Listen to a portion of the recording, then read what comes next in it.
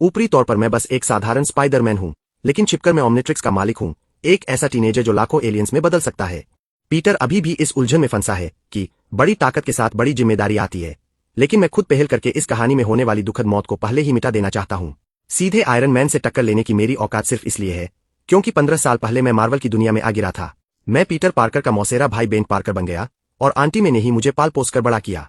जब मैं 10 साल का था तब टॉयलेट में मुझे किस्मत से ब्रह्मांड की सबसे एडवांस टेक्नोलॉजी ओमनिट्रिक्स मिल गई। वह छोटा सा टूटा फूटा घड़ी जैसा डिवाइस लाखों एलियन जातियों में बदल सकता था। मैंने सोचा था कि आयरन मैन को मुक्का मारूंगा और वेनम को पैरों तले रौंद दूंगा, लेकिन किसे पता था कि इस छोटी घड़ी को पहले एक्टिवेट करना पड़ेगा। कुछ दिन पहले ऑसबॉर्न कंपनी की ट्रिप के दौरान मेरी नजर उस म्यूटेंट मकड़ी पर पड़ी।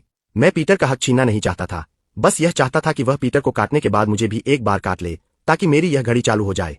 लेकिन वह मकड़ी जैसे अपना मिशन पूरा करके पीटर को काटते ही टेबल पर अकड़ कर मर गई। मैंने पीटर के बालों के जरिए ओमनिट्रिक्स को एक्टिवेट करने की कोशिश की, पर घड़ी केवल बुद्धिमान जातियों का डीएनए दर्ज करती थी और मकड़ी उस गिनती में नहीं आती थी। मैं सीरम निकालना चाहता था, लेकिन न उपकरण थे न तकनीक। मेरे सामने बस एक पागलपन भरी खतरनाक चाल बची थी, उस जहरीली मकड़ी को जिंदा निगल जाना। मैंने आंखें बंद की और मकड़ी को मुंह में डाल लिया। अगले ही पल असनीय दर्द फट पड़ा। मुझे लगा जैसे मेरे अंदर अनगिनत मकड़ियां अंगन को कुतर रही हो और जहर नसों के सहारे दिमाग तक घुस रहा हो। दर्द के मारे मैं कुर्सी समेत जमीन पर गिर पड़ा। आंखों में खूनी लाल नसें भर गईं, त्वचा के नीचे घनी गांठें निकल आईं, दांत मुंह फाड़कर बाहर आने लगे और खून की प्यास पागलों की तरह बढ़ने लगी। मैंने कांपते हुए अपनी कलाई को देखा। 5 साल से मौन पड़ा ओमनिट्रिक्स अब भी पूरी तरह काला था। मैं दाव हार चुका था। थकच कथक। अचानक दरवाजे पर दस्तक हुई। आंटी में की आवाज आई, छोटे बेन, तुम ठीक तो हो? मेरा पूरा शरीर जम गया। इस वक्त मेरे गालों से 6 लाल खूनी आंखें निकल आई थीं और पलकों को चीरकर रोए बाहर आ रहे थे। मैं किसी जिंदा दानव जैसा लग रहा था। मैं कहना चाहता था कि वह चली जाए, पर गले से सिर्फ एक भारी फटी हुई गुर्राहट निकली। तुम्हारी आवाज को क्या हुआ? क्या बुखार है? दरवाजे का हैंडल घुमा, दरवाजा खुला और रोशनी कमरे में आई। निराशा ने मेरा दिल जकड़ लिया। ठीक उसी पल मेरी कलाई की घड़ी से चकाचौंध कर देने वाली हरी रोशनी फूटी। गंभीर डीएनए इन्फेक्शन का पता चलते ही ओमनिट्रिक्स जबरदस्ती चालू हो गया। हरी रोशनी ने मेरे पूरे शरीर को ढक लिया और बेकाबू फैल रहे मकड़ी के जीन को धीरे धीरे दबाकर ठीक करने लगी। आंटी में तेज रोशनी से आंखें बंद कर बैठीं। जब उन्होंने दोबारा देखा तो मैं बस कंबल में लिपटा बिस्तर पर पड़ा था और चेहरा पीला था। हाय, मैंने खुद को नॉर्मल दिखाने की कोशिश की। आंटी ने मेरा माथा छुआ और बड़बड़ाई कि पीटर स्कूल में किसी से लड़ पड़ा है और उन्हें उसे लेने जाना है। मुझे ठीक ठाक देखकर उन्होंने ज्यादा कुछ नहीं पूछा, दरवाजा बंद किया और चली गईं। मैंने कंबल हटाया। मेरी बाहों पर अब भी हल्की मकड़ी जैसी रेखाएं थीं और घड़ी हरी रोशनी से चमक रही थी। एनर्जी अपर्याप्त, डीएनए रिपेयर में 1 मिनट 37 सेकंड बाकी है। एस्टरिस्क। मैं खिंचकर हंस पड़ा। जो तकनीक ब्रह्मांड उड़ा देने का दम भरती है, वह भी बैटरी की कमी से जूझ रही थी। 1.5 मिनट बाद मेरी विकृति पूरी तरह मिट गई। मैंने मुट्ठी भींची। मेरी ताकत और इंद्रिया हर स्तर पर बढ़ चुकी थी, यानी मकड़ी की शक्ति बच गई थी। अगले ही पल घड़ी का डायल नीला हुआ, कैलिब्रेशन मोड में गया और एलियन जीन का रैंडम सिलेक्शन शुरू हुआ। 10 लाख में से 10 चुने गए। मैंने सांस रोक ली। नीली रोशनी हटते ही मैंने घड़ी का सेंटर खोला। हीट ब्लास्ट, वाइल्ड मट, diamond head, XLR 8, grey matter, 4 arms, पहली पीढ़ी के 10 हीरो पूरे थे। मारक क्षमता, स्पीड, दिमाग, पूरी टीम एकदम बैलेंस्ड थी। खासकर ग्रे मैटर, गैल्वन प्रजाति की बुद्धि, जो थ्योरी के हिसाब से घड़ी की सारी पाबंदियों को तोड़ सकती थी। तभी सीढ़ियों से आती आहट को मेरी तेज सुनने की क्षमता ने तुरंत पहचान लिया। वह पीटर था। दरवाजा खुला। पीटर अभी कुछ बोलने ही वाला था कि मेरी आंखों में देखते ही जम गया। एक ही जैसी सुपर पावर की वाइब्स हवा में टकराने लगी। मैंने कहा, तुम्हें भी मकड़ी ने काटा है ना? वह आंखें फाड़े देखता रहा। मैं बिस्तर के सहारे टिका और धीमे से बोला, सच कहूं तो मैंने उस मकड़ी को खा लिया था। पीटर वहीं सुन रह गया। होश आते ही वह एक्साइटेड हो गया और पुराना कंप्यूटर खंगालकर ऑसबॉर्न की रिसर्च और कट कॉर्नर्स की जानकारी निकालने लगा। वह इस म्यूटेशन का सच और अपने माँ बाप से जुड़ी कड़ियां जानना चाहता था। उसने मुझे साथ चलने को कहा, लेकिन मैंने सिर हिला दिया। मुझे कोई इंटरेस्ट नहीं है। इंटरेस्ट नहीं है? यह तो सुपर पावर है भाई। हम सुपर हीरो बन सकते हैं। सुपर हीरो, ये शब्द मेरे अंदर जरासी भी लहर पैदा नहीं करते। मैं हीरो बनने की कीमत देख चुका था कि पीटर के आसपास के लोग एक एक करके कैसे चले जाते हैं। मैं हीरो नहीं बनना चाहता था। मैं बस आंटी में को सुरक्षित रखना चाहता था और हर खतरे को शुरू होने से पहले ही कुचल देना चाहता था। ऑसबॉर्न के झनेटों में मैं नहीं पड़ना चाहता था, लेकिन वह डकैत जो इस कहानी में तय रूप से मौत लाएगा, उसे मुझे पहले ही खत्म करना था।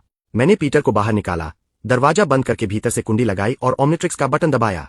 हरी रोशनी चमकी और मैं हथेली जितने छोटे ग्रे मैटर में बदल गया। मशीनों और तकनीक का विशाल ज्ञान मेरे दिमाग में भर गया और सोचने की स्पीड 100 गुना बढ़ गई। मैंने घड़ी के मूल प्रोग्राम को हैक करने की कोशिश की, पर एजमित ने उसे इतना कसकर लॉक किया था कि फिलहाल कोई रास्ता नहीं मिला। फिर मैंने व्यावहारिक रास्ता चुना। मेज पर चढ़कर 10 मिनट में कई दिनों का पेंडिंग फिजिक्स का होमवर्क निपटाया, फिर सीधा न्यूयॉर्क पुलिस के रिकॉर्ड सिस्टम को हैक कर लिया। यह मेरे लिए बच्चों का खेल था। मैंने फिल्टर लगाए, डकैती का आपराधिक इतिहास, क्वींस में सक्रिय, कलाई पर सितारे का टैटू। कुछ ही सेकंड में रिकॉर्ड सामने आ गया। डेनिस कैराडाइन, निचले स्तर का गुंडा, लंबा क्रिमिनल रिकॉर्ड और शहर से भागने से पहले एक आखिरी बड़ी लूट की तैयारी। वही था, वही आदमी जो कुछ दिनों बाद किसी भले इंसान को गोली मारकर स्पाइडरमैन के बनने की भारी कीमत वसूलने वाला था। मैंने सिस्टम बंद किया और ट्रांसफॉर्मेशन खत्म कर दिया। इस बार का बदलाव आधे घंटे तक चला था, ओरिजिनल कहानी के 10 मिनट से कहीं ज्यादा। मकड़ी के डीएनए ने मेरी ढलने की काबिलियत बढ़ा दी थी और एलियन बनने की टाइम लिमिट लंबी कर दी थी। आधा घंटा बहुत कुछ निपटाने के लिए काफी था। अगले दिन सुबह मैंने आंटी में से कहा कि दोस्तों से मिलने जा रहा हूं और जल्दी निकल पड़ा। मैं सीधे डेनिस के पास नहीं गया, पहले हेल्स किचन के आसपास चक्कर लगाकर उसकी हरकतों को समझा। वह गुंडा सचमुच भागने की फिराक में था। एक तरफ चोरी का माल बेचने के लिए खरीदार ढूंढ रहा था, तो दूसरी तरफ भागने से पहले एक आखिरी बड़ा हाथ मारने की सोच रहा था। शाम के वक्त मैंने उसे एक बंद पड़ी फैक्ट्री में किसी से डील करते देखा। मौका एकदम सही था। मैं एक गली में घुसा, हाथ उठाकर ओमनिट्रिक्स दबाया और डायल को XLR8 फास्ट फ्लैश स्टार के सिंबल पर घुमा दिया। हरी रोशनी चमकी, मेरा शरीर पल भर में लंबा होकर बदलने लगा। काली चमड़ी पूरे शरीर पर छा गई, हाथ पैरों और लंबी पूंछ पर नीली धारियां उभर आईं, पैरों ने रोलर जैसी शेप ले ली और काला मास्क नीचे आ गिरा, जिसमें से केवल मेरी तेज त्रिकोणीय पुतलियां दिख रही थीं। किना फ्लैश प्रजाति का XLR8, पूरे ब्रह्मांड में अपनी भयानक स्पीड के लिए मशहूर एलियन। बस पैरों को हल्का सा हिलाते ही एक काली परछाई बनकर निकल पड़ा। रफ्तार इतनी तेज थी कि नंगी आंखों से पकड़ना नामुमकिन था। कानों में बस हवा की चीख गूंज रही थी और सड़क के दोनों तरफ की इमारतें पीछे छूटती जा रही थीं। कई किलोमीटर की दूरी मैंने आधे मिनट से भी कम में तय कर ली। बंद फैक्ट्री के अंदर डेनिस अभी सौदा खत्म करके चोरी के पैसों को खुशी खुशी गिन रहा था और रातों रात शहर से भागने की प्लानिंग कर रहा था। उसे कुछ समझ आता, उसे पहले ही उसकी गर्दन के पीछे तेज दर्द हुआ, आंखों के आगे अंधेरा छाया और वह बेहोश हो गया। जब वह दोबारा जागा तो उसने खुद को हवा में उल्टा लटका पाया। नीचे कई मीटर गहरी खाली जगह थी, जरा सा हिलते ही शरीर झूलने लगता। अंधेरी फैक्ट्री में धूल और जंग की बदबू भरी थी। मैं कहाँ हूँ? डेनिस डर के मारे कांप रहा था, उसकी आवाज रोने जैसी हो गई थी। वह तो बस एक मामूली गुंडा था, आम लोगों को डराना उसके बस की बात थी, लेकिन इतनी ऊंचाई पर लटकते ही उसकी हवा निकल चुकी थी। डेनिस कैराडाइन, मेरी आवाज खाली फैक्ट्री में गूंजी। XLR8 की खास तेज डबल वॉइस उसमें खौफ भर रही थी। तुम जानते हो मैंने तुम्हें यहाँ क्यों लटकाया है? डेनिस बुरी तरह कांप गया और रोते हुए रेहम की भीख मांगने लगा। सर, मुझे नहीं पता। आपको पैसे चाहिए तो सब ले लीजिए, बस मुझे छोड़ दीजिए। वह मुझे साफ देखना चाहता था, पर मैं अंधेरे में खड़ा था। सिर्फ एक पतली, तेज और खूंखार परछाई दिख रही थी, जैसे झपटने को तैयार कोई शिकारी। मैंने एकदम ठंडे स्वर में कहा, मुझे सिर्फ तुम्हारी जान चाहिए। डेनिस उसी पल टूट गया। इतनी ऊंचाई से गिरने का मतलब था सीधा मौत। वह रो रोकर सफाई देने लगा कि उसने किसी का कुछ नहीं बिगाड़ा, अब कभी जुर्म नहीं करेगा और अभी सुधर जाएगा। मैं धीरे धीरे अंधेरे से बाहर आया। नीले और काले रंग की बॉडी, डायनासोर जैसी बनावट और बर्फ जैसी ठंडी पुतलियां। मुझे देखते ही डेनिस डर के मारे पैंट में पेशाब कर बैठा और रोना भी भूल गया। मैंने उसकी तरफ देखते हुए बिना किसी झिझक के कहा, अभी तक तुमने किसी को नहीं मारा है, लेकिन कुछ दिनों बाद तुम मारोगे। एक डकैती के बाद तुम एक भले बुजुर्ग को गोली मार दोगे। उसने पूरी जिंदगी मेहनत करके 2 बच्चों को बड़ा किया और सिर्फ उस सड़क से गुजरने की वजह से वह तुम्हारे हाथों मारा जाएगा। डेनिस एक पल के लिए सुन रह गया, फिर पागलों की तरह सिर हिलाने लगा। नामुमकिन, मैं किसी को नहीं मारूंगा, मैं अभी न्यूयॉर्क छोड़ दूंगा। उसने मुझे भविष्य देखने वाला कोई पागल समझा, लेकिन मैं जानता था कि यह कोई भविष्यवाणी नहीं, तय किस्मत थी। मुझे ज्यादा बहस करने में कोई इंटरेस्ट नहीं था। XLR8 बनने के बाद मेरे स्वभाव में भी थोड़ी अधीरता आ जाती है। जब काम हाथों से हो सकता हो तो बातों की क्या जरूरत। मैंने अपना तेज पंजा उठाया और उसे बांधने वाली रस्सी की तरफ निशाना साधा। बस यह एक रस्सी काटनी थी और वह तय मौत की कहानी हमेशा के लिए खत्म। पीटर पर कोई बोझ नहीं आता और सारे हादसे समय से पहले टल जाते। मुझे दोष मत देना, मैंने ठंडे स्वर में कहा। दोष देना है तो अपनी किस्मत और गलत फैसलों को दो। मेरा पंजा धीरे धीरे रस्सी में धंसा, रेशे एक एक करके टूटने लगे और डेनिस की चीख पूरे कारखाने में गूंज उठी। लेकिन रस्सी पूरी तरह टूटने से ठीक 1 सेकंड पहले धमाका हुआ। फैक्ट्री की छत में अचानक एक बड़ा छेद फटा और एक लाल सुनहरी आकृति आग की लपटों को चीरती हुई आसमान से नीचे उतरी। हथेली के ब्लास्टर की शॉकवेव जमीन पर पड़ी और धूल चारों तरफ उड़ गई। उसने नीचे झपटकर डेनिस को गिरने से ठीक पहले थाम लिया, धीरे से जमीन पर रखा और फिर अपने सूट के थ्रस्टर्स के दम पर हवा में उड़ता हुआ ठीक मेरी आंखों के सामने आकर ठहर गया। Tony Stark, Iron Man. मेरी आंखें सिकुड़ गईं और अंदर से एक बेनाम गुस्सा भड़क उठा। धत तेरी की, यह यहाँ कहाँ से टपक पड़ा?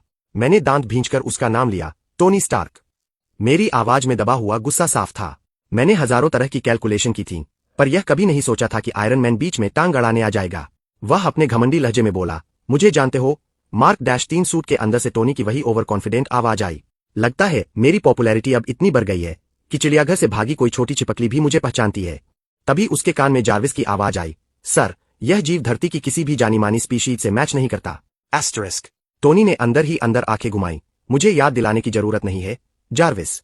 वह तो बस अपने नए सूट की फ्लाइंग कैपेसिटी टेस्ट करने निकला था, लेकिन शहर में बहुत तेज स्पीड से भागती किसी अनजान चीज का सिग्नल मिला, तो वह उसका पीछा करते हुए यहां तक पहुंच गया और ठीक इसी मर्डर की कोशिश के बीच आ टपका। उसकी नजर में तो मैं बस एक अजीब शक्ल वाला एलियन मॉन्स्टर था, जो एक इंसान को बेरहमी से मारने जा रहा था। उसने अपनी हथेली उठाई, हथेली में हल्की सफेद लाइट चमकी और उसने मुझे निशाने पर ले लिया। आज मैं यहां हूं, इसलिए तुम किसी को नुकसान नहीं पहुंचा पाओगे। हाथ ऊपर करो और सरेंडर कर दो, डायनासोर बॉय। Dinosaur boy. मुझे तो लगभग हंसी आ गई।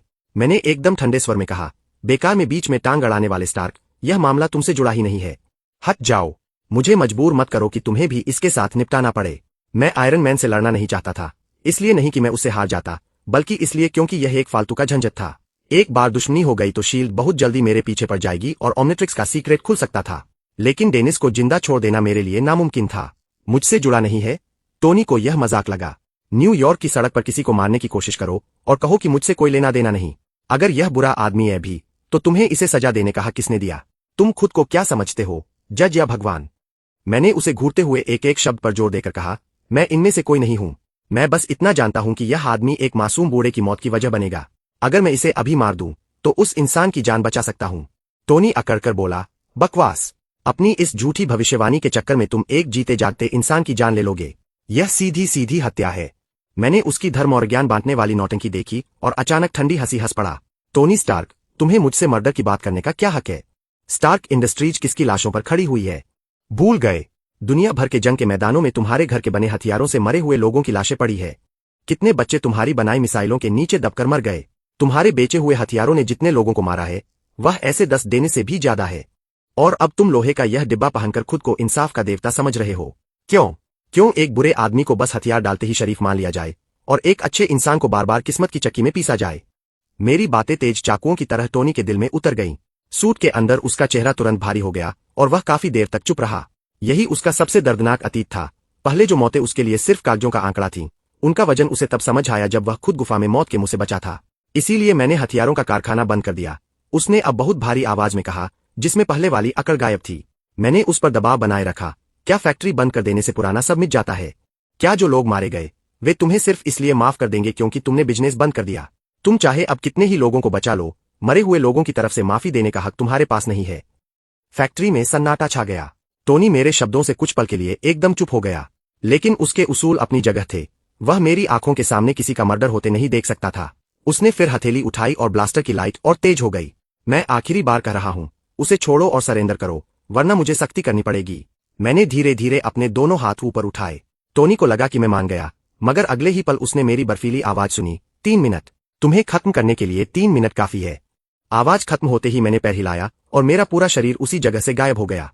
स्पीड इतनी तेज थी कि परछाई भी नजर न आए। धमाका! टोनी ने तुरंत रिफ्लेक्स में ब्लास्टर चला दिया। लेजर बीम मेरी पुरानी जगह पर गिरी और लोहे के एक बड़े स्ट्रक्चर में सुराख कर गई। लोहे के टुकड़े चारों तरफ बिखर गए। टोनी ने हाथ हिलाया, मानो उसे लगा कि निशाना लग गया है। लेकिन जार्विस की शांत आवाज आई, सर, टारगेट मिस हो गया।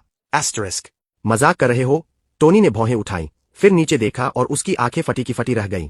पता नहीं कब मैं पहले ही डेनिस के पास पहुंच चुका था और मेरा नुकीला पंजा उसकी छाती पर टिका हुआ था। यह पूरा काम 1 सेकंड से भी कम समय में हो गया था। यह कैसे पॉसिबल है? टोनी हैरान रह गया। यह स्पीड इंसानी समझ से बहुत बाहर थी। उसने गुस्से और घबराहट में चिल्लाकर कहा, उसे छोड़ो। मैंने ठंडे स्वर में कहा, मेरा नाम XLR8 है। फिर मेरा पंजा जरा सा आगे बढ़ा। चिर! तेज नाखून ने डेनिस की छाती को चीर दिया।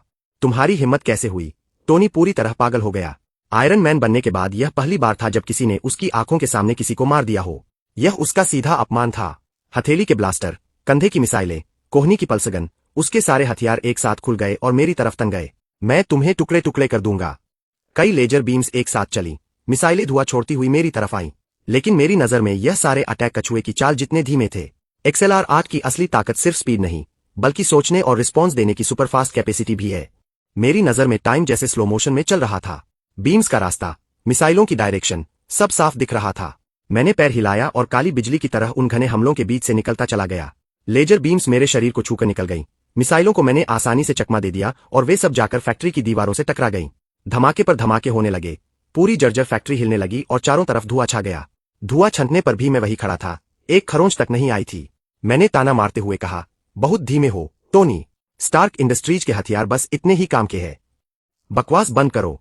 टोनी गुस्से से दांत पीसने लगा और सीधे थ्रस्टर्स चालू करके मेरी तरफ झपटा।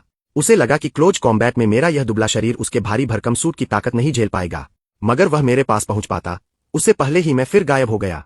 अगले ही पल मैं उसके पीछे प्रकट हुआ, ऊंचा उछला और एक भारी किक उसके सूट के बेकार रिएक्टर पर दे मारी। धड़ाम। उस जबरदस्त वार से टोनी कई कदम लड़खड़ाया और लगभग गिरने ही वाला था। अभी वह संभल भी नहीं पाया था कि मेरी पूंछ लोहे के कोड़े की तरह घूमी और उसके हेलमेट के साइड में जा लगी। टन। लोहे की जबरदस्त टक्कर गूंजी। टोनी अपने भारी सूट समेत तिरछा उड़ता हुआ फैक्ट्री की दीवार तोड़कर बाहर जा गिरा और जमीन को घसीटते हुए लंबी खाई बनाता चला गया। सूट के अंदर टोनी का सिर चकरा गया और कानों में सीटी बजने लगी। जार्विस ने तुरंत वार्निंग दी, सर, माइल्ड कंकशन और सूट 12% डैमेज हो चुका है। एस्टरिस्क। टोनी दांत पीसकर उठा, धत तेरी की, इस मॉन्स्टर में इतनी ताकत कहां से आई? सैकड़ों किलोमीटर प्रति घंटे की स्पीड और XLR 8 की अपनी पावर, टाइटेनियम अलॉय का सूट भी इसे आसानी से नहीं झेल पा रहा था। जार्विस, ऑटो फाइट मोड पर स्विच करो। कंट्रोल तुम संभालो। टोनी समझ चुका था कि अपने इंसानी रिफ्लेक्स से वह मेरी हवा को भी नहीं छू पाएगा, इसलिए उसने कंट्रोल AI को दे दिया। समझ गया sir. Auto fight mode on. Suit की आंखें और तेज चमकने लगीं और सारे वेपन्स अपने आप लॉक होने लगे। जार्विस का रिस्पॉन्स टाइम इंसानों से कहीं तेज था। थ्योरी के हिसाब से वह मेरी चाल पकड़ सकता था। आओ डायनासोर बॉय, टोनी ने दांत पीसते हुए कहा, देखता हूं अब कितनी देर बचते हो। मैंने अपनी कलाई घुमाई और होठों पर एक ठंडी मुस्कान आ गई। Auto mode. जार्विस भी XLR 8 की टॉप स्पीड को नहीं पकड़ पाएगा। राउंड 2। Tony Stark. मैंने शरीर नीचे झुकाया, दौड़ने की पोजीशन ली, मेरा मास्क पूरी तरह नीचे गिर गया और मैंने बर्फीली आवाज में कहा, उम्मीद है तुम इसे बर्दाश्त कर पाओगे। बात पूरी भी नहीं हुई थी कि मैं फिर भाग पड़ा। इस बार मैंने कोई पैंतरा नहीं बदला, सीधा टोनी की तरफ दौड़ा। मेरी काली परछाई एक लंबी लाइन बन गई। स्पीड इतनी भयानक थी कि हवा में सोनिक बूम हो गया। Target locked, fire. जार्विस ने तुरंत रिएक्ट किया, सारे हथियार एक साथ चल पड़े, लेकिन फिर भी 1 सेकंड की देर हो चुकी थी। लेजर छूटने से पहले ही टोनी के सामने पहुंच चुका था। धड़ाम। मैं पूरी ताकत से मार्क -3 के सीने पर लगे आर्क रिएक्टर से टकराया, मानो कोई हाई स्पीड बुलेट ट्रेन सामने से भिड़ गई हो। टोनी को लगा जैसे उसकी पसलियां टूट जाएंगी। भयंकर झटके से वह पीछे उड़ा और पीछे वाली बिल्डिंग से जा टकराया। घिस। सूट की पीठ और दीवार बुरी तरह रगड़ी, चिंगारियां उड़ी, कंक्रीट चूर चूर हो गया और ईंटें जड़ने लगी। जार्विस लगातार वार्निंग दे रहा था, सूट 26% डैमेज, आर्क रिएक्टर की आउटर शेल में हल्का डेंट। एस्टरिस्क। टोनी इतना बुरी तरह हिला कि सुबह जो कुछ खाया था सब हेलमेट के अंदर उगल दिया। धत। अगले सूट में उल्टी का बैग जरूर लगवाना पड़ेगा। उसने मन ही मन गाली दी, फिर दांत भींचकर पूरे शरीर के थ्रस्टर्स ऑन किए, मेरी बाह कसकर पकड़ ली और सारे नोजल्स पूरी ताकत से जला दिए ताकि मुझे धक्का देकर दूर फेंक सके। उसकी भयंकर पावर एक पल में बाहर आई। मैं उस वक्त सूट के सिर वाले हिस्से को पकड़े हुए था, मुझे उसके इस दाव का अंदाजा नहीं था। पल भर में मेरा बैलेंस बिगड़ा और मैं उसके साथ हवा में उड़ गया। मैंने तुरंत उसका सिर छोड़ दिया, शरीर को गोल किया और जमीन पर लगातार रोल होता चला गया। हर बार गिरने पर जमीन में गड्ढा बनता गया। कई किलोमीटर तक घिसटने के बाद जाकर मेरा मोमेंटम रुका। मैं जमीन से उठा, बॉडी सीधी की और हड्डियों से कड़कड़ाने की आवाज आई। किना फ्लैश। प्रजाति की हीलिंग पावर बहुत स्ट्रॉन्ग होती है। इतनी भीषण टक्कर के बाद भी मुझे बस हल्की ऐंठन महसूस हो रही थी। दूर देखा तो टोनी फिर संभल चुका था, हवा में उड़ रहा था, सूट जगह जगह से टूटा फूटा था, पेंट उखड़ा हुआ था और हालत खराब दिख रही थी। मेरे एलियन बनने का टाइम भी अब खत्म होने वाला था, बस 1 मिनट से थोड़ा ज्यादा बचा था। मैंने ऊपर देखकर ठंडी हंसी के साथ कहा, क्या हुआ मिस्टर स्टार्क? बस इतनी ही हवा थी। टोनी गुस्से से तमतमा उठा, पर अंदर से जानता था कि आमने सामने की टक्कर में उसे कोई फायदा नहीं मिलने वाला। मेरी स्पीड फिजिक्स के नियमों से बाहर थी। उसने दांत भींचकर कहा, ज्यादा इतराओ मत, हिम्मत है तो भागना बंद करो, सीधे लड़ो, सीधे। मैं हंस पड़ा, लगता है तुम्हें गलतफहमी हुई है। मैं XLR 8 हूं, स्पीड ही मेरा हथियार है। मैं लोहे के डिब्बे में बंद इंसान से ताकत का मुकाबला क्यों करूं? मैंने अपने पैरों में पावर भरी, शरीर को आगे झुकाया और उसकी छाती के सबसे कमजोर हिस्से पर नजर टिका दी, आर्क रिएक्टर। टोनी का दिल धक से रह गया, उसे घबराहट महसूस हुई। तुम क्या करने वाले हो? मैंने कोई जवाब नहीं दिया। जवाब थी हवा को चीरती हुई भयंकर आवाज। मैंने अपनी पूरी ताकत लगा दी। मेरी स्पीड अपनी चरम सीमा पर पहुंच गई। आम आंखें तो छोड़ो, जार्विस का हाई स्पीड कैमरा भी सिर्फ एक धुंधली काली लकीर ही रिकॉर्ड कर पा रहा था, जैसे यह रफ्तार खुद स्पेस को फा रही हो। टोनी की आंखें सिकुड़ गईं। उसने सूट को बचाने की कोशिश की, पर बहुत देर हो चुकी थी। Too fast. मैं काली बिजली बनकर उसके सीने की तरफ झपटा। धूप में चमकते मेरे काले नुकीले पंजे भयंकर काइनेटिक फोर्स के साथ सीधे आर्क रिएक्टर में धंस गए। चटक। एक साफ टूटने की आवाज गूंजी। मेरे काले पंजों ने उस भयानक स्पीड के साथ रिएक्टर की बाहरी हिफाजती परत को चीर दिया था। परित्यक्त फैक्ट्री के बाहर खुले मैदान में इस समय मैं XLR 8 बनकर आयरन मैन से लड़ रहा था। मैंने अपनी बंदूक जैसी भुजा से वार किया। आयरन मैन जोर से झटका खाकर रह गया। सूट के भीतर से छोटी सी स्पार्किंग की आवाज फूटी और हेलमेट की लाइट कुछ बार टिमटिमाने के बाद पूरी तरह बुझ गई। धड़ाम, भारी सूट जोर से जमीन पर गिर पड़ा। चांदी नीले रिएक्टर पर एक छोटा सा चीरा उभर आया था, जैसे किसी ने कुदाल से बेरहमी से उसे काट दिया हो। सर, रिएक्टर डैमेज हो गया है, एनर्जी लीक हो रही है। जार्विस की आवाज सूट के भीतर से सुनाई दी। टोनी किसी से भी ज्यादा अच्छी तरह इसका अंजाम समझता था। यह रिएक्टर सिर्फ सूट की पावर सप्लाई नहीं था, बल्कि उसकी जान भी था। यह उसके सीने में जड़ा था और इससे निकलने वाली एनर्जी इलेक्ट्रोमैग्नेट को चलाती थी, जो शरीर के भीतर फंसे लोहे के टुकड़ों को रोके रखती थी ताकि वे खून के बहाव के साथ दिल में न धंस जाए। मेरा यह वार सीधे उसकी सबसे बड़ी कमजोरी पर पड़ा था। दरार इतनी बड़ी नहीं थी कि रिएक्टर बंद हो जाए, लेकिन इससे भयानक टॉक्सिक लीकेज होने वाला था। कुछ ही सेकंड में टोनी के अंदर जहर फैलने के लक्षण तेजी से बढ़ने लगे। जार्विस ने तुरंत रिएक्टर की पावर घटा दी, सिर्फ बुनियादी लाइफ सपोर्ट चालू रखा और कहा, मैं अभी मिस पॉट्स को कॉल कर रहा हूं। मत करो। टोनी ने उल्टी और चक्कर को दबाते हुए आदेश बीच में ही रोक दिया। उसे अभी तक यह भी पता नहीं था कि सामने वाला कौन है और उसका मकसद क्या है। वह किसी भी हालत में पेपर को खतरे में नहीं डाल सकता था। अब देखो कितना समय बचा है।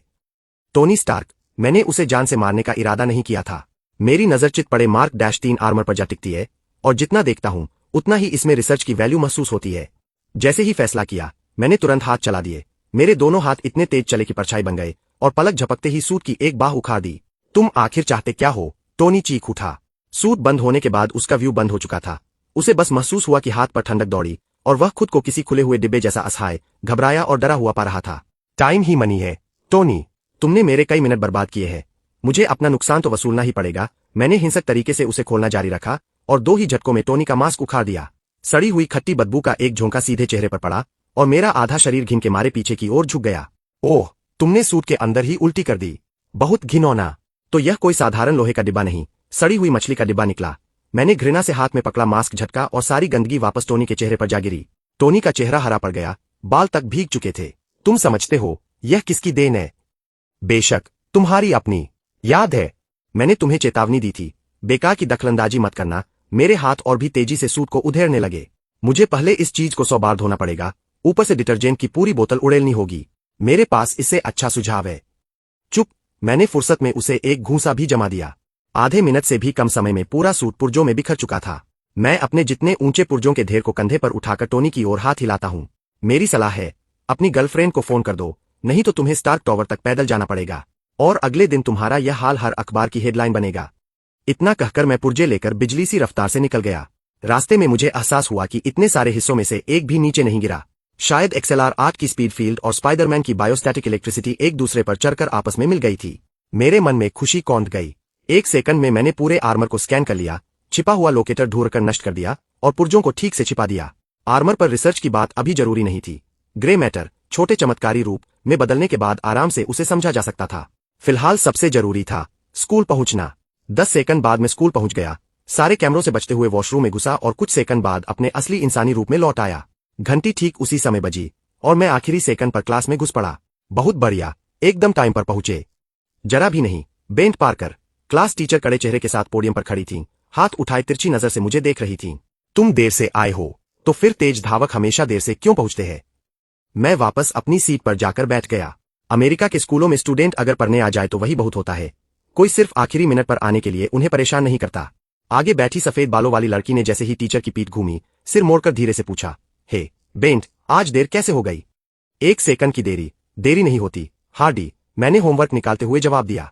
फेलिशिया हार्डी, स्कूल की मशहूर अमीर और खूबसूरत लड़की, और मैं उसकी दूसरी सीक्रेट पहचान भी जानता था, भविष्य की ब्लैक कैट। बस अभी उसे अपने पिता के अतीत का पता नहीं था और नहीं वह उस अपराध की राह पर चली थी। तुम्हारे पास हमेशा बहाने होते हैं। फेलिशिया होंठ सिकोड़कर वापस बैठ गई। मुझे गंभीरता से किताब पलटते देख उसे अचानक अजीब सी हमदर्दी महसूस हुई। हम दोनों वही लोग थे जो मेहनती तो थे, पर क्लास के सबसे बड़े जीनियस नहीं माने जाते थे। वह सोच रही थी कि कोई स्टडी ग्रुप बनाया जाए और मुझे बुलाया जाए, लेकिन जैसे ही वह बोलने वाली थी, क्लास टीचर पलट आई और वह डरकर तुरंत चुप हो गई। मेरा ध्यान उसकी फीलिंग्स पर नहीं गया। मेरे दिमाग में तो बस अभी अभी हासिल किया हुआ आयरन मैन का सूट घूम रहा था। असली मार्क -3, कौन लड़का उसे ठुकरा सकता है? ग्रे मैटर में बदलने के बाद मैं उसकी बनावट और पूरी टेक्नोलॉजी आसानी से समझ सकूंगा। बस अफसोस यही था कि कोर का आर्क रिएक्टर खोला नहीं जा सकता था। टोनी ने कोल्ड न्यूक्लियर फ्यूजन टेक्नोलॉजी को दिल के बराबर छोटे आकार में समेट दिया था। अगर यह सचमुच समझ में आ जाए तो अपना खुद का हाईटेक सूट बनाना और एडवांस मशीनरी तैयार करना मेरे लिए कोई मुश्किल काम नहीं रहेगा। तभी ध्यान भटकते भटकते मेरे दिमाग में एक पहचानी सी चुभन उठी, मेरी स्पाइडर सेंस। मैंने हाथ बढ़ाया और हवा में उड़कर आती पर्ची को बिना देखे सटीक पकड़ लिया। मैं एक स्टडी सेशन रखने वाली हूँ, ग्वेन को बुलाने का सोच रही हूँ, तुम भी मेरे घर आना चाहोगे? नीचे फेलिशिया का नाम लिखा था। मैंने सिर उठाया और सीधे उसकी नजर से नजरें मिलाईं। उसने आंख मारी और धीरे से होंठ हिलाकर इशारा किया। तुम अपने कजिन पीटर पार्कर को भी साथ ला सकते हो। ग्वेन और पीटर सालों से क्लास में पहले 2 स्थान पर कब्जा जमाए रखने वाले टॉपर थे। पीटर को किसी खूबसूरत और जीनियस लड़की से मिलवाना इससे तो कहीं बेहतर था कि वह हर दिन किसी और के बारे में सोच सोचकर टाइम वेस्ट करे। लेकिन मैंने फिर भी सिर हिला दिया और पर्ची को मरोड़कर बॉल बना दिया। माफ करना फेलिशिया, स्कूल के बाद मुझे कुछ काम है। और जहां तक पीटर की बात है, मुझे लगता है उसके पास भी आजकल ज्यादा टाइम नहीं होगा। फेलिशिया का मूड तुरंत ऑफ हो गया और वह नाराज होकर मुंह फेर कर बैठ गई। सब बहाने हैं। साथ पढ़ना नहीं है तो साफ साफ कह दो। उसने मन ही मन कसम खाई कि छुट्टी होने तक वह मुझसे बिल्कुल बात नहीं करेगी। जब वह और ग्वेन मिलकर स्टडी ग्रुप बनाएंगी और उनके मार्क्स टॉप पर आएंगे, तब देखेगी कि मुझे पछतावा होता है या नहीं। उस समय अगर मैं आकर मिन्नतें भी करूंगा, तब भी वह दरवाजा नहीं खोलेगी। मैंने इस पर ज्यादा ध्यान नहीं दिया और सिर झुकाकर मन लगाकर पढ़ाई करने लगा। अजीब बात यह थी कि आज मेरा दिमाग असाधारण रूप से साफ चल रहा था। जो बातें पहले देर तक सोचने पर समझ आती थीं, आज तुरंत दिमाग में बैठ रही थीं। क्या यह स्पाइडर की शक्तियों का असर था, या ग्रे मैटर में बदलने के बाद मिली नॉलेज का साइड इफेक्ट? शायद दोनों का मिक्स। मैं जानता था कि मैं पीटर जितना बड़ा जीनियस नहीं था। पीटर तो मिडिल स्कूल में ही दुनिया बदल देने वाला वेब फ्लूइड बना सकता था, और कॉर्नर्स की लिजर्ड टेक्नोलॉजी तो इस दौर से बहुत आगे थी। लेकिन मेरे पास ओमनिट्रिक्स था। लाखों एलियन डीएनए में ढेरों ऐसी प्रजातियां थीं जिनकी बुद्धिमत्ता का कोई जवाब नहीं था। पूरे दिन की पढ़ाई के बाद मुझे बस ऐसा लगा जैसे मेरा दिमाग एकदम रिफ्रेश हो गया हो। उधर फेलिशिया भीतर ही भीतर तड़प रही थी। वह चाहकर भी मेरी परवाह करना बंद नहीं कर पा रही थी, फिर भी जिद में मुझसे बात नहीं कर रही थी। वह मन ही मन खुश भी हो रही थी कि उसने मुझे पूरे दिन इग्नोर किया तो मैं जरूर बहुत दुखी हुआ हूंगा। बड़ी मुश्किल से छुट्टी की घंटी बजी। उसने तुरंत मुड़कर मेरा रिएक्शन देखना चाहा, पर मेरी सीट तो पहले ही खाली थी। दूर कॉरिडोर में सिर्फ मेरी पीठ दिख रही थी जो बिना पीछे देखे क्लासरूम से बाहर निकल रही थी। सड़ियल कहीं का। वह गुस्से से पैर पटकने लगी। पूरे दिन मेरा दिमाग इतना शार्प रहा कि मैं पढ़ाई में डूबकर फेलिशिया को पूरी तरह भूल ही गया था। और जहां तक स्कूल के बाद की बात थी, जाहिर था कि मेरा इंतजार कुछ बहुत ही भयानक और जरूरी काम कर रहा था। क्लासरूम से बाहर निकलते ही मेरी टक्कर उतावले कदमों से चलते पीटर से हो गई। हे बेंट, तुमने मन बदल लिया क्या? क्या तुम मेरे साथ कॉर्नर्स को खोजने चलोगे? पीटर की आंखें चमक उठीं। उसे लगा मैं खास उसके लिए आया हूं। तुम कुछ ज्यादा ही सोच रहे हो। मुझे इस काम में कोई इंटरेस्ट नहीं है। मैंने कंधे उचकाए। जुबान से मैंने यह कहा, पर दिल में जानता था कि कॉर्नर्स की जेनेटिक्स टेक्नोलॉजी ओमनिट्रिक्स की आनुवंशिक जड़ों से गहराई से जुड़ी है। पर मेरे पास अभी इतना ज्ञान नहीं था कि उस सीरम के फॉर्मूले को पूरी तरह समझ सकूं। सचमुच रिसर्च करनी होती तो ग्रे मैटर में बदलना काम आता, लेकिन मैं पीटर और कॉर्नर्स के सामने अपनी पहचान कभी उजागर नहीं कर सकता था। सुबह ही मैं XLR-8 के रूप में टोनी स्टार्क से भिड़ चुका था। इस वक्त मैं पहले से ही तूफान के बीच में था। ऊपर से क्रॉस स्पीशीज जेनेटिक्स का असली राज तो रिचर्ड पार्कर के उस ब्रीफ केस में छिपा था जो वह पीटर के लिए छोड़ गया था, इसलिए भटकने की कोई जरूरत ही नहीं थी। मैं बस तुम्हें याद दिलाने आया हूँ। कॉर्नर से मिलना हो तो मिलो, लेकिन रात में आंटी में को लेने जाना मत भूलना, मैंने सीरियस होकर कहा। पीटर ने नॉर्मल तरीके से सिर हिलाया, फिर अचानक ठिठक गया। 1 मिनट, तुम्हें कैसे पता कि मैं आंटी में को लेने जाने वाला हूं? यह मत पूछो, मैंने हाथ हिला दिया। और हाँ, अंकल बेन और आंटी में से कह देना कि मैं आज रात थोड़ी देर से घर आऊंगा। पीटर से अलग होने के बाद मैं एक जनरल स्टोर में मुड़ा, जबरदस्त क्लीनिंग लिक्विड की एक बड़ी बाल्टी खरीदी, फिर बिना कैमरे वाले एक कोने में जा घुसा। मैंने आस्तीन ऊपर खींची और ओमनिट्रिक्स का डायल झटके से ऊपर आ गया। XLR-8। दूसरी ओर स्टार्क टॉवर में टोनी लड़ाई के रिकॉर्डेड फुटेज को बार बार देखते हुए गहरी सोच में डूबा था। उसने दाढ़ी पर हाथ फेरा और जार्विस से 3D प्रोजेक्शन निकालने को कहा। एक छिपकली जैसे एलियन की नीली रोशनी वाली आकृति उसकी आंखों के सामने तैरने लगी। उसने खुद को XLR-8 कहा था। तुम्हें क्या लगता है जार्विस, यह चीज क्या है? क्या डायनासोर पूरी तरह खत्म नहीं हुए थे? ग्लोबल डेटाबेस में इसका कोई मैच नहीं है, और किसी प्रामाणिक डायनासोर मानव के देखे जाने की रिपोर्ट भी नहीं है। सर, जार्विस की शांत आवाज आई। सिर्फ कुछ अर्बन लेजेंड्स और अफवाहें हैं, जिनकी कोई विश्वसनीयता नहीं है। उन कहानियों को छोड़ो। टोनी प्रोजेक्शन के पास झुका। यह अचानक आसमान से तो नहीं टपका होगा। एक नई फाइल बनाओ, नाम रखो XLR-8। नहीं, इसे डायनासोर बेबी कहो। टोनी ने अपनी मर्जी चलाई। जार्विस ने तुरंत फाइट सीन का एनालिसिस शुरू किया। इसके पैरों का स्ट्रक्चर रोलर जैसा है। नॉर्मल कंडीशन में यह प्रति सेकंड दोनों पैरों को बारी बारी से 16 बार चलाता है। इसकी स्पीड कम से कम 300 मील प्रति घंटा है। तेज दौड़ते समय इसके पंजे फ्रिक्शन कम करने के लिए एक खास लिक्विड छोड़ते हैं। टोनी ने उस रोलर जैसे स्ट्रक्चर को देखा और तुरंत उसकी कमजोरी पकड़ ली। रोलर जैसा स्ट्रक्चर, यानी यह आम इंसान से भी ज्यादा आसानी से फिसलेगा। अगली बार मार्क -4 सूट में सुपरग्लू फोम लगाए तो कैसा रहेगा? जैसे ही उसने इससे निपटने का तरीका सोचा, उसकी नजर फिर XLR-8 के चेस्ट पर बने ओमनिट्रिक्स के सिंबल पर गई। उसकी शेप इतनी परफेक्ट थी कि वह किसी नेचुरल अंग की तरह नहीं, बल्कि उसके अपने सीने के आर्क रिएक्टर जैसी लग रही थी। तुम्हें क्या लगता है, क्या यह कोई म्यूटेंट या मॉडिफाइड जीव है? 0% चांस सर। एक्सरे स्कैन में किसी भी आर्टिफिशियल मॉडिफिकेशन का निशान नहीं मिला। इसके कंकाल और रोलर पैर पूरी तरह नेचुरल है। जार्विस ने जवाब दिया। यह कैसे पॉसिबल है? टोनी की त्योरियां चढ़ गईं। कोई भी नई स्पीशीज पैदा होते ही फराटेदार इंग्लिश नहीं बोलने लगती, नहीं उसमें इंसानों जैसी इंटेलिजेंस होती है। या तो यह लाखों साल में इवॉल्व हुई है, या फिर यह अर्थ की प्रजाति ही नहीं है।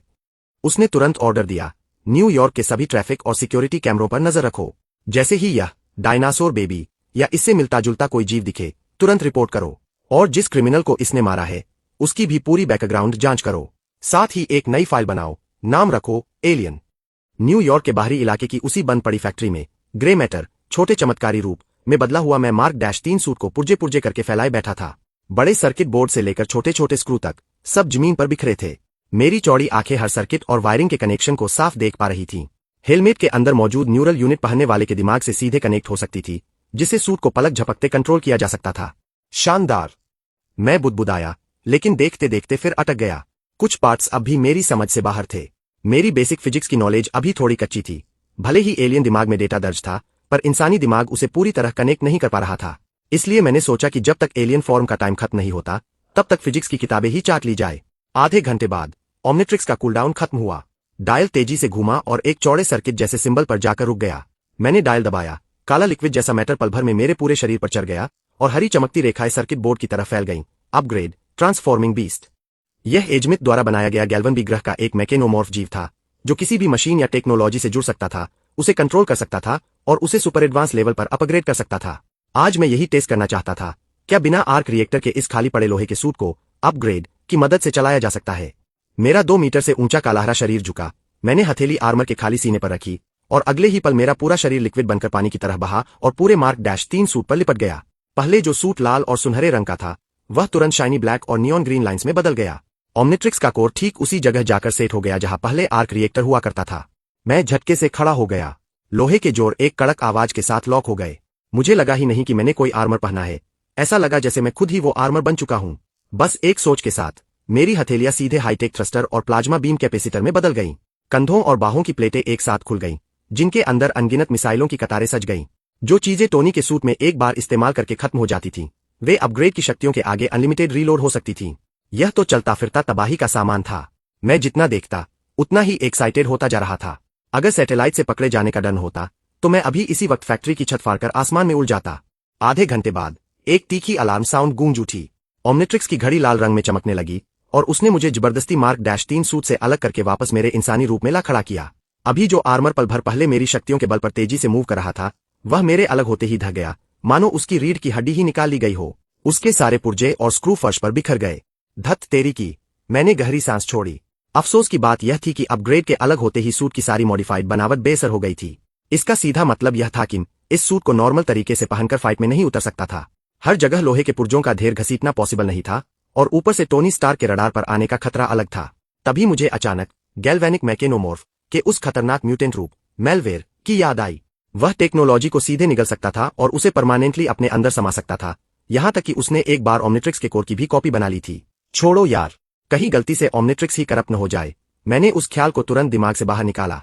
इसके बाद का पूरा टाइम मैंने ओमनिट्रिक्स के कूलडाउन होने, फिर से एलियन में बदलने और नए नए एक्सपेरिमेंट करने में बिता दिया, जब तक कि बाहर आसमान में पूरी तरह अंधेरा नहीं छा गया।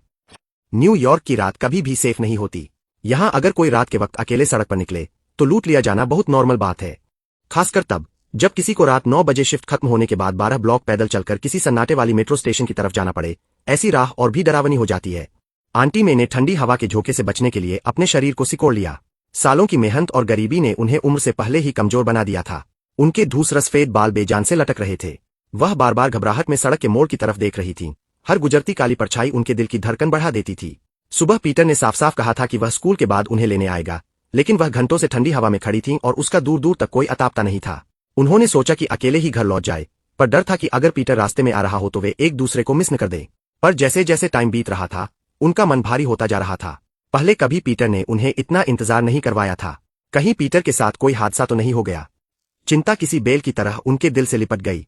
जब उनसे और खड़ा नहीं रहा गया, तो वे वापस जाने के लिए मुड़ी ही थीं कि तभी सड़क के छोर से एक काली परछाई तेजी से दौड़ती हुई उनकी तरफ आई।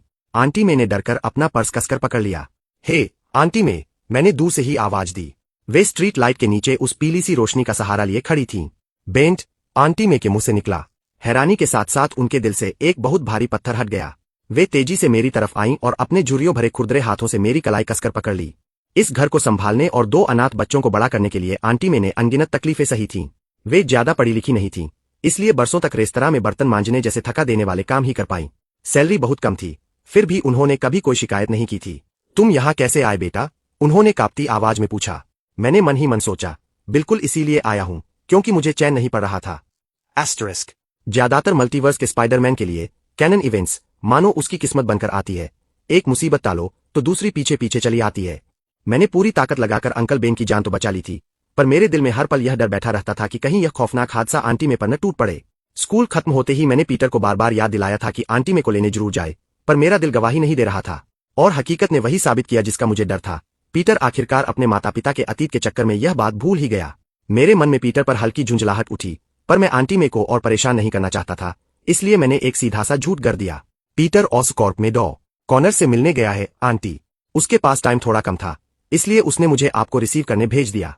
डॉ कॉनर्स का नाम सुनते ही आंटी में का दिल धक से बैठ गया। वे अच्छी तरह जानती थीं कि इस साइंटिस्ट का पीटर के माता पिता से गहरा कनेक्शन रहा है।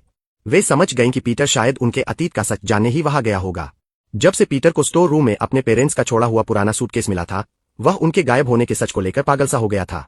यह जिद आंटी में के दिल में गहरी चुभन पैदा करती थी। उन्होंने मुझे और पीटर को हमेशा अपने सगे बच्चों की तरह माना था, पर पीटर का यह बर्ताव उन्हें डरा रहा था। उन दिनों पीटर के माता पिता छोटे से बच्चे को उनके पास छोड़कर रातों रात चले गए थे और फिर कभी नहीं लौटे। उन्होंने और अंकल बेन ने पुलिस में कंप्लेंट भी की थी, पर कोई सुराग नहीं मिला। उनके मन में हमेशा यह खौफ रहता था कि कहीं वे लोग किसी डेंजरस क्राइम या कॉन्स्पिरेसी में न मारे गए हों। वे बेहद डरी हुई थीं कि कहीं पीटर भी उनके चक्कर में सीधे किसी बड़े खतरे में न कूद पड़े। चिंता मत कीजिए आंटी में, मैंने आगे बढ़कर उनके कंधे थामे और प्यार से समझाया। पीटर बस पहली बार अपने मम्मी पापा के सच के करीब पहुंचा है, इसीलिए थोड़ा इमोशनल होकर डूब गया है। सब ठीक हो जाएगा। आंटी में की आंखें भर आईं। उनकी खुरदरी हथेलियों ने मेरा हाथ ऐसे जकड़ रखा था मानो जरा सा ढीला छोड़ते ही हम दोनों बच्चे उनसे बहुत दूर निकल जाएंगे और उनकी जिंदगी से हमेशा के लिए गायब हो जाएंगे। बहुत टाइम से एक बात उनके दिल में अटकी थी, क्या मैं भी पीटर की तरह अपने असली माता पिता को ढूंढना चाहता हूं, पर उनमें कभी पूछने की हिम्मत नहीं हुई थी। अगर कोई बच्चा अपने खून के रिश्तों के पास जाना चाहे तो यह नॉर्मल है, उन्हें मुझे रोकने का कोई हक नहीं था। लेकिन यह सोचकर ही कि वे मुझे या पीटर को खो देंगी, उनका कलेजा कांप जाता था। मैंने उनका हाथ थोड़ा और कसकर थामा और माहौल के इस भारीपन को झटके में तोड़ दिया। चलिए आंटी में, अब घर चलते हैं। मुझे तो बहुत जोरों की भूख लगी है।